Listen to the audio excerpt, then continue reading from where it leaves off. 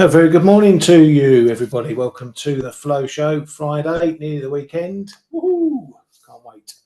Been a quick week since I've come back from holiday. It's gone very quickly, and yeah, can't wait for the weekend. Lots to do. Right, let's get stuck into things. And just to forewarn you, there's a Rant coming a little bit later.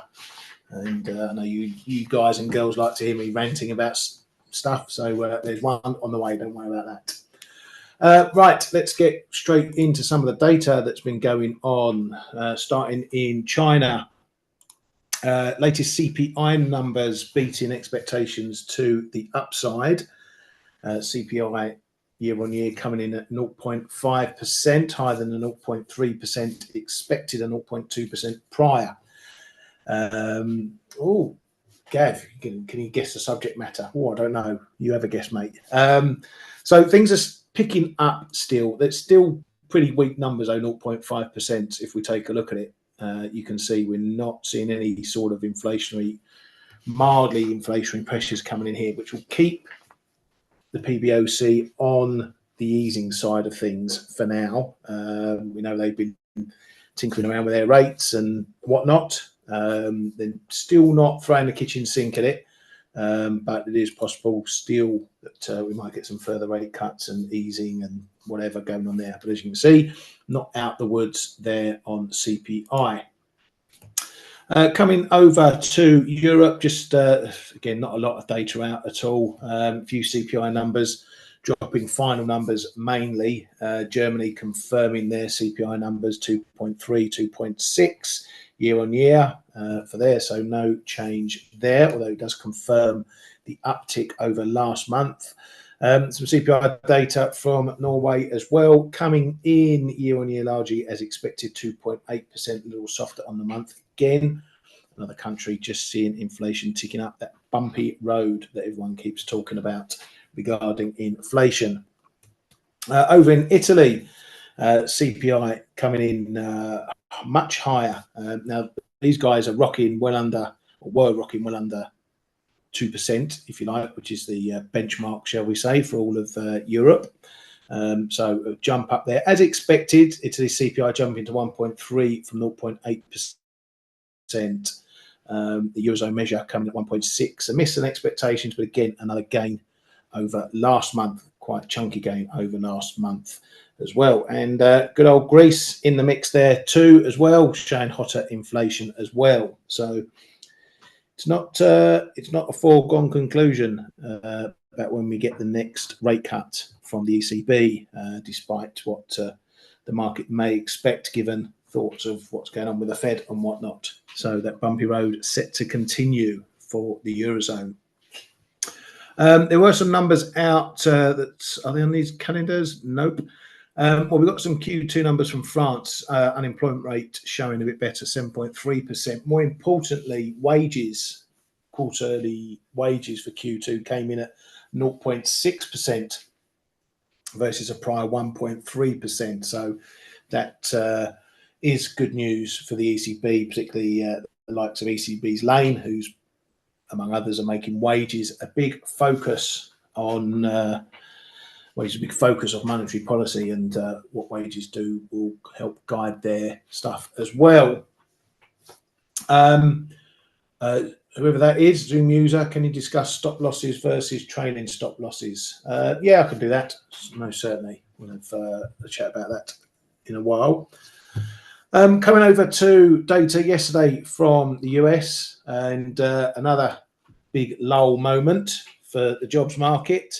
Everyone getting antsy after the NFP. We saw ISM services employment going into expansion from contraction after everyone was wetting their knickers over the softer NFP. Well, everyone was starting to wet their knickers over whether jobless claims were going to be flagging something bad, and they didn't.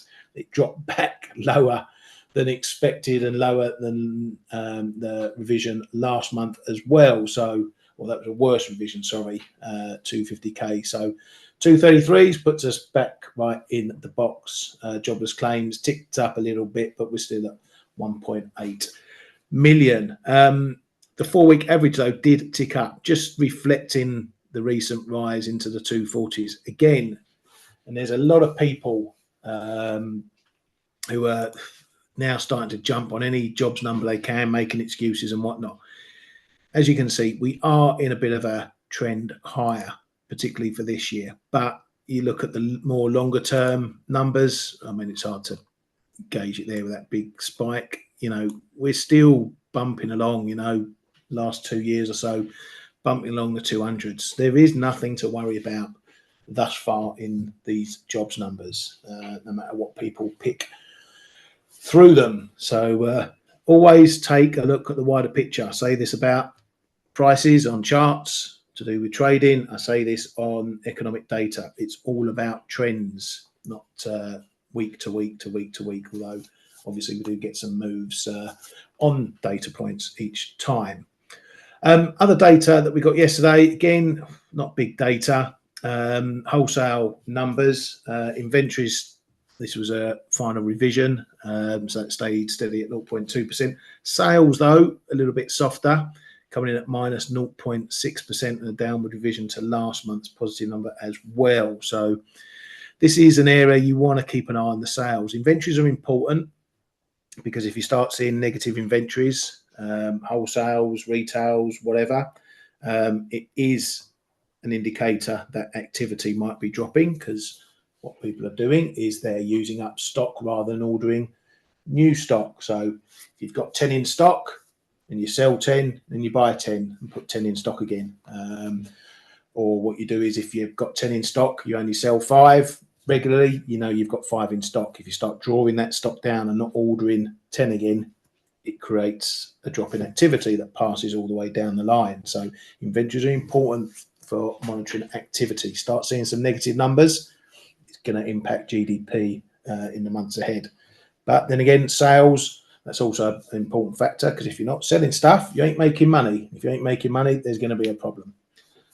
So again, it's a monthly number. We're seeing, it's a bit up and down, so no real trends. But if you look at these numbers, we're getting more softer numbers than we are getting bigger numbers. Okay, so just something to keep an eye on when looking at economic numbers. Right, morning, Paul.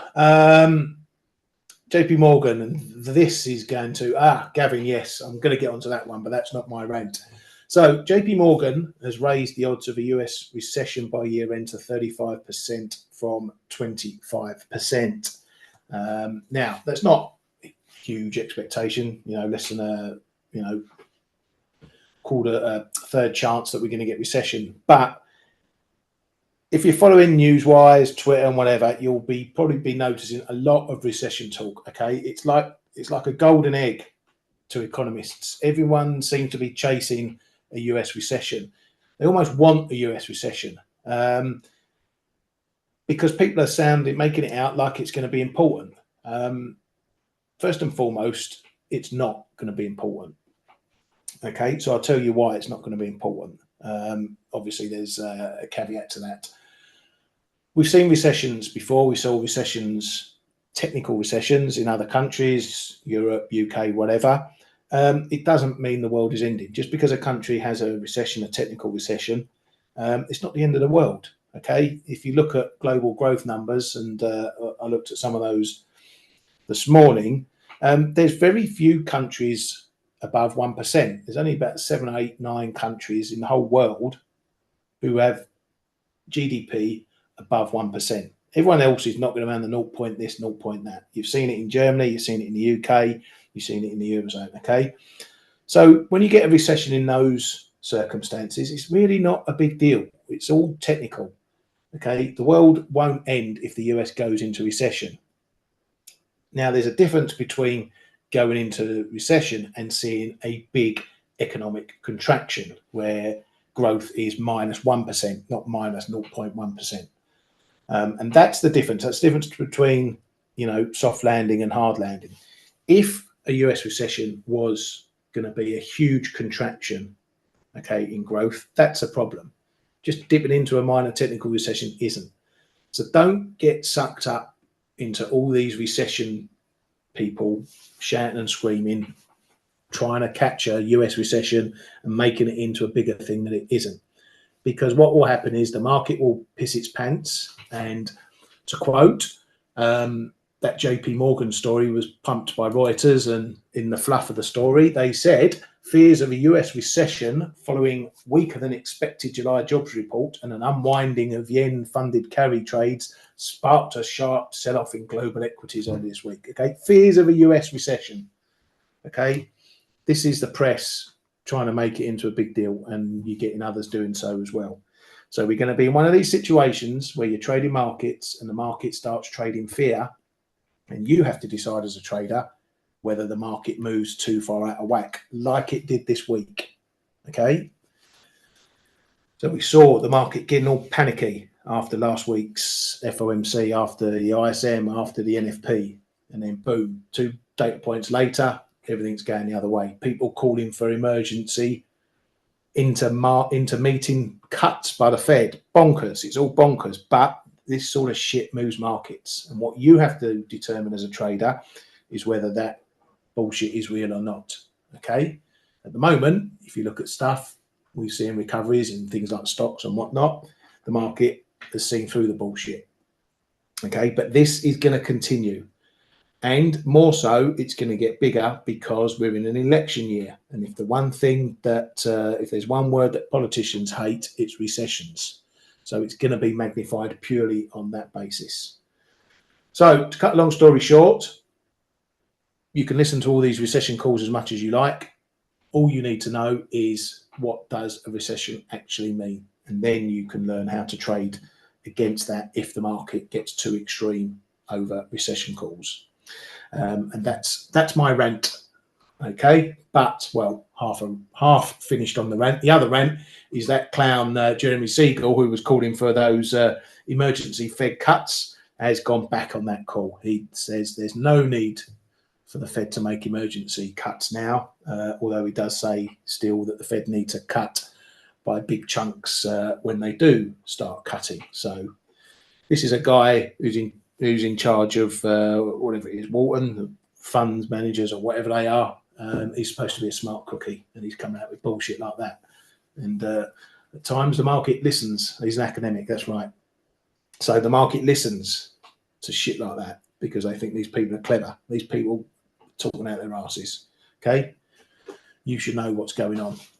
Right. Anyway, back to yeah. Of course, he panicked. Yeah, I don't. But why? You got to ask the question, Michael. Why did he panic? I mean, it's irresponsible. But I'm going to stop there. Otherwise, I will start really getting into it. But as I say, you've got to look for the trading opportunities amongst that.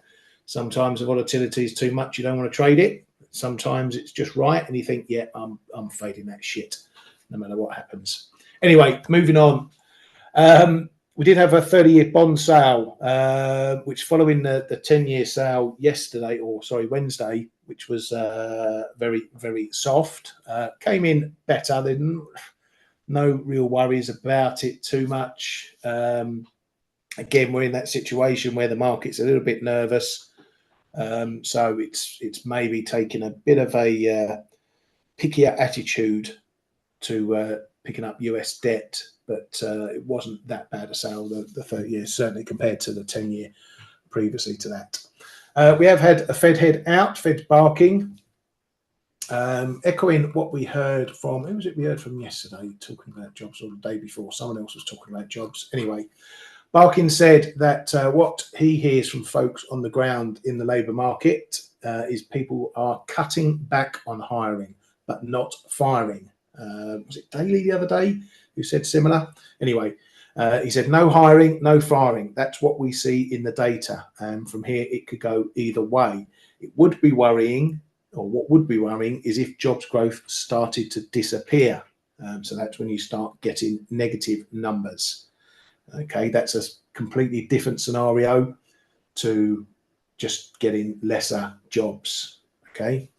It's the difference between soft and hard landing. He says wages are coming down, suggesting normalising in the labour market. He says, for me, the case for lowering in July would have either been absolute conviction that the labour market was on the precipice, or if you thought you had inflation under control. So that's his reason for not calling for a July cut, and obviously now we've passed that, all eyes are going to be on whether the conditions are there for September. A bank that did cut was Banxico. They cut rates by 25 pips to 10.75. It was largely expected that they were going to cut rates, but it was a pretty close run thing amongst the economists. It was a close run thing amongst the Banxico bods too, because the vote was 3-2 for that cut in rates. So pretty close one. I mean, there's only 5 members, so it's always going to be a close one. For the future, the statement acknowledged that CPI, headline CPI, was still pretty elevated, although they expect it to dissipate over the coming months. But more importantly, their focus is on the core, and that the core has continued its trajectory lower and is set to do so. So that keeps cuts on the table, but they're not really in any sort of rush to start, cutting meeting after meeting. They said, looking ahead, the board foresees that the inflationary environment may allow for discussing reference rate adjustments. So cuts are still on the table, but there's no guidance to say we're going to be cutting again unless the data really performs to their expectations. So what we did see in the mix, I don't know, we saw the MEX gain after the rate cut, and given it was a close run thing, you might have expected the MEX to weaken on the back of that. But we saw a gain. We'd already knocked under this 1920 area that I've been talking about, and this probably 1910, 1920s is probably a resistance area now if we do see any bounces. So we were already moving there before the meeting. And we continued it a little bit after the meeting, and they've continued it today. I would say that's more a case of seeing some general dollar weakness. We're obviously seeing cable up, euro dollar up. So we're seeing some dollar weakness around the grounds, but also we're seeing some further weakness in the yen. So if you take a good old butcher's at our carry indicator, MEX yen, you can see that that weakening there is probably having more an influence on dollar MEX than what the Banxico is doing. So again, we're being driven by other forces at the moment rather than the meeting itself. However, we've got some levels coming up. We've got this fib. Let's just zoom out a little bit, just so you can see it. So we've got this fib off the lows. We've got 38.2 coming in 1871. So it's a bit of a level all on its own. So give it a bit of consideration. I'm not overly keen on it because, this move has been filled with spikes and volatile moments and whatnot. So I'm not overly keen on this fib when the market's as volatile as it can be at the moment. I prefer to stick to my bigger, longer term levels, as you know, the old 1850. You'll probably see some into 18 and then the 1740. So if you want to keep it simple, then watch for resistance up here, as I say, into 19s, 1920. Watch the 1850. Any move sub that down to the 60s, 1740s down there for that. Right, just some other bits and bobs. Over in Russia, it seems like we've got a bit of a pickup in activity there. It seems like Ukraine is mounting various offences in different areas, stepping up their push, sometimes into Russia as well, even if convoys being taken out in Russia. So it has been a bit of a step up in that. It's always bubbling under the surface, but when Ukraine tends to have a big moment, it's usually followed by a big moment counter-attack of some sort from Russia. So if this is stepping up in action, shall we say, then just keep an eye on risk trades as well, because the bigger things happen, the more the market's going to take notice of that. Mr. Trump has said that it's the president's right to have an influence on Fed policy. So there's further talk that he might start interfering in what the Fed does should he come in. he's been that way all the time. We know he likes to throw out these sort of comments, but again, just file it in your back of your mind, in your election notes as to what might happen. These sort of headlines can have an influence on markets. Bit of news for the UK as well. The FT put up a piece saying that landlords are now selling up properties, and they say that those sales are accounting for 1 in 6 of all property sales, which is up from 1 in 15 some 10 years ago. Now, again, this might be construed as landlords getting out of investments ahead of potential tax hikes coming from the new Labour government. This is the sort of stuff that might get the quid sitting up and taking notice if a lot of those landlords are foreigners who have invested in the UK. Nothing to do, there's no effect from UK landlords, but if there's foreign landlords coming in, which there are plenty, if they start taking money out, obviously we're going to see the pound reacting to that. So this is one of those little headlines, again, you just keep in the back of your mind when you're looking at the fiscal picture for the UK. Right, that's it on the old headline front. So what I'm going to do, should have a look at a couple of prices, then we'll have a look at talk about some stop losses and guide you through some of those. Where shall we start? Yeah, another funny thing. I think it was a Bloomberg piece put out a headline Gav posted in our newsroom, and basically saying that the big pound rally has fizzled out. Market getting a wancy over the quid, and the quid's in trouble. Well, they probably just picked the bottom in the market in that move, because it's done nothing but go up since they dropped that headline. So another nice move for Bloomberg there, and that story. Cable, it did, I said this yesterday, it did look like it was going to be going for a little bit of a crap out. But, you trade what you see, not what you think. And here we are now, moving up maybe towards 128 after that. So a pretty solid hold in the end down here. If it ain't going down, there's only one other way it can go. And so all of a sudden the quid is now back in favour for whatever reason. I didn't know why it was getting sold off so much. In the same vein, I don't know why it's bouncing back again either. But I don't care. If you don't know the reasons, just trade your levels. So the quid is back up. We've gone up through that small resistance area there. It's a bit of an on-off level. Where am I going? Around 127.40. So we've had, prior action there before. We had resistance there. We've gone above it, and we, give or take a couple of pips, we're holding it. So we're holding that break. We've gone above the fib, and now we're trying to hold it. So it's making these nice little steps up. It's playing nicely with the tech, and we're moving back up. But I still maintain it.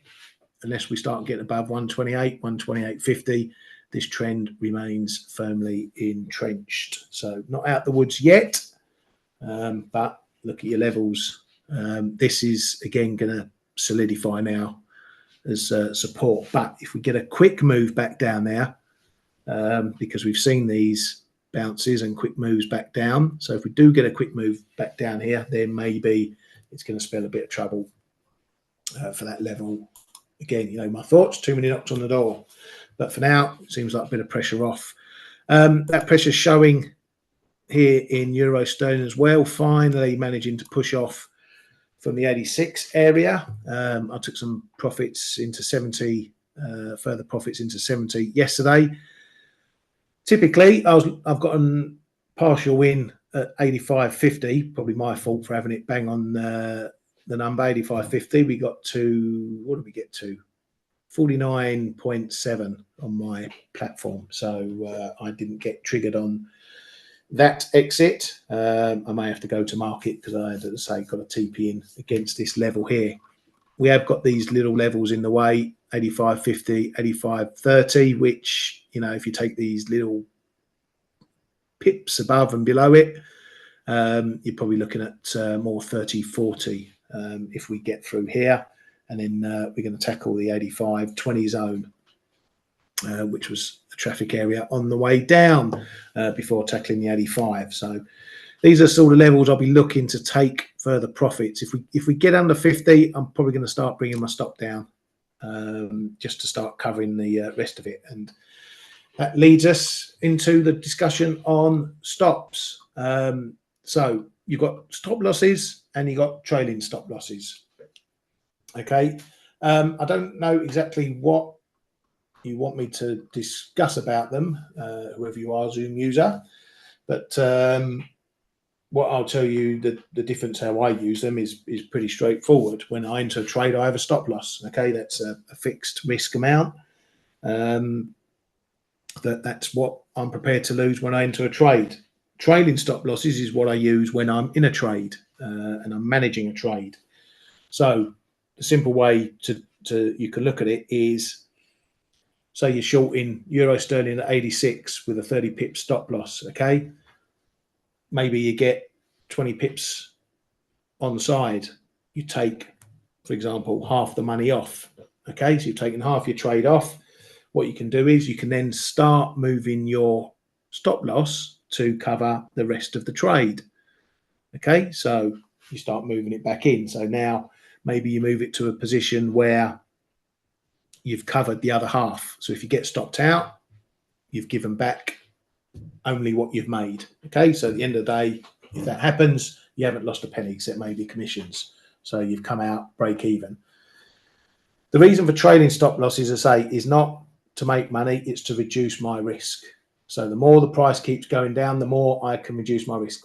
My stop on this trade is still at 86.30. Now, because of the slices I've made, even if I get hit on that stop, I'm going to make money purely because I've made enough on that side more than my stop will be on the other side. If we get in below 85.50, then I'm going to bring my stop down probably below my lowest entry.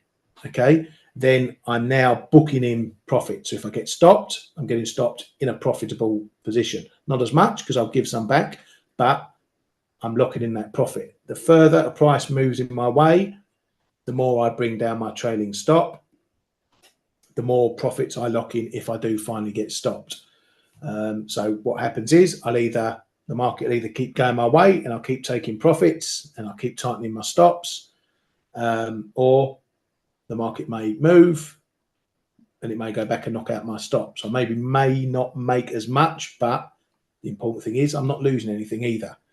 And that's all I really do. It's just a, move as the price moves my way, I move my traders my way. But I use the levels to base how I move my trailing stops, okay?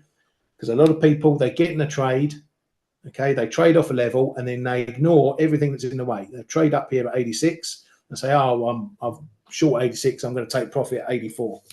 Okay, well, what about all these levels that you got in your way? Okay, why would you pick a level to trade but ignore other levels that stand in your way? So I use those levels for taking profit. I also use those levels for my trading stops. If we get under 85.50, 85.30, okay, I'm going to take some profit. I'm probably going to move my stop down, probably just above that 85.50 level.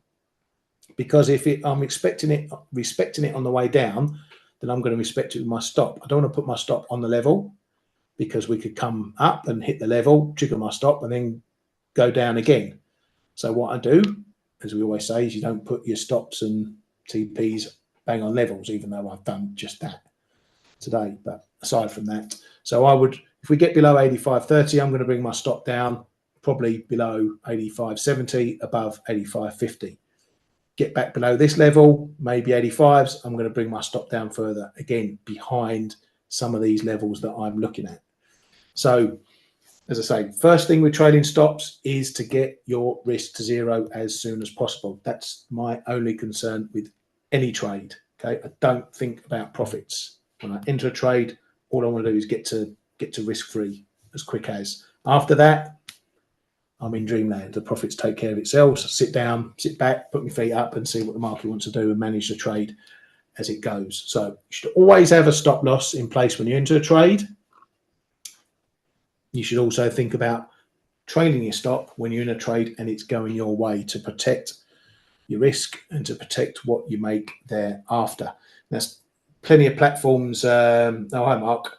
Plenty of platforms have automated trading stops. I don't tend to use them because you can use them, things like MetaTrader, you can set in a trading stop so many pips behind the market. I don't tend to use them because there's times when I may manually adjust them. So if there's an event happening and I've got a trading stop in, I may say, actually, you know what, there's a risk event in here. I've got a trading stop, 85, 55, something's going to happen. I'm just going to knock it up above 80, another level, above 85, 70, just over whatever it is, data point or central bank speak or something, just in case there's a little bit of noise.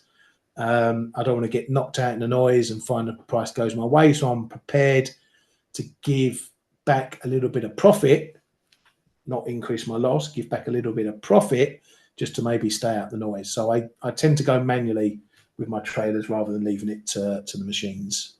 And but when you're in bed overnight, you've got no control over it. So it'll do whatever it wants to do. Yeah, exactly that, Mark. Yeah, some platforms have. If you want to go that route, there's nothing wrong with it. Particularly if, like I say, if you're not going to be at your desk for any period of time, you can leave your trading stop. The problem with that is if you can't leave in take profit points as well. So if you're in a position and it's not split up or whatever, you can't take a partial. So when you're doing those automated things, you may get down to a level you would have taken profit and your trader's already come down, but you haven't taken profit, then it's hit your lower trailer, if you get me. So I don't move my trailer until I've taken profit first on that particular part. Okay, so 85, 50, until I take profit, I'm not going to bring my stop down. Okay, so that's another reason why the automated thing doesn't work for me, because I only move my trailer after I've made the profit. But if you stick it automated, every time the price moves down, let's say it moves down 20 pips and your trailer comes down 10 pips, you may not take profit and then it may go and hit your trailer. So you haven't made that move, if you know what I'm getting at. Anyway, I hope that's answered your questions there, Mark. Anyone else got any questions or anything you want to hear about or want to know about to do with trading? Just throw them up. Happy to talk about them.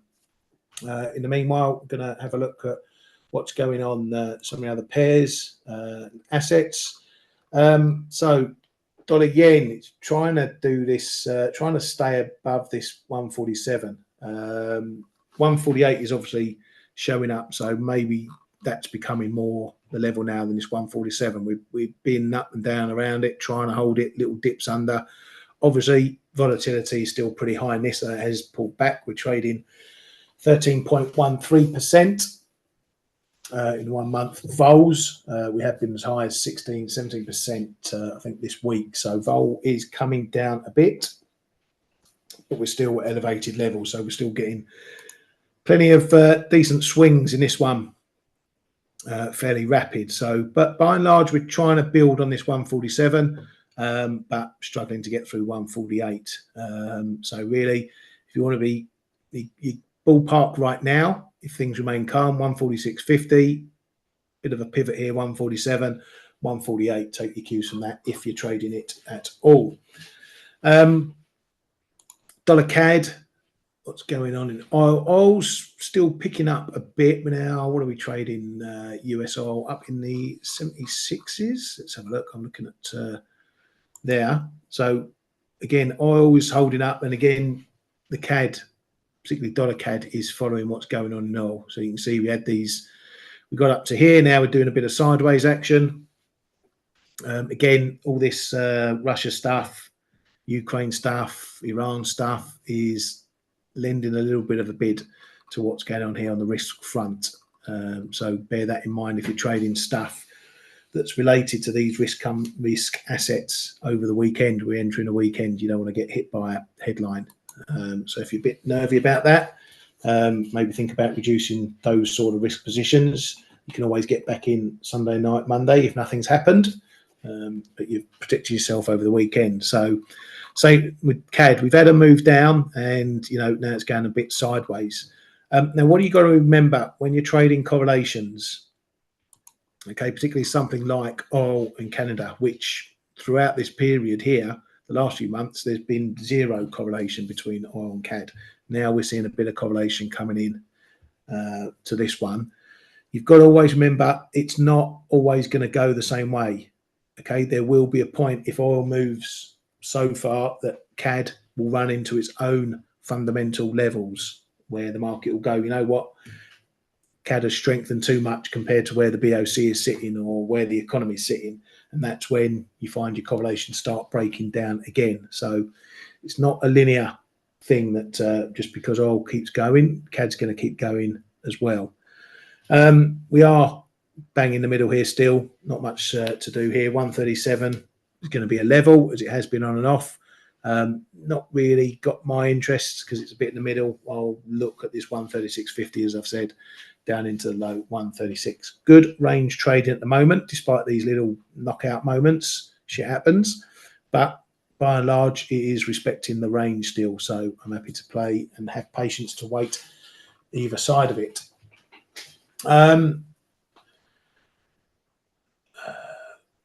Michael saying, issue I deal with often, if I start with less than a full position, I still feel I should slice off profits at key levels. So I have trouble building a position.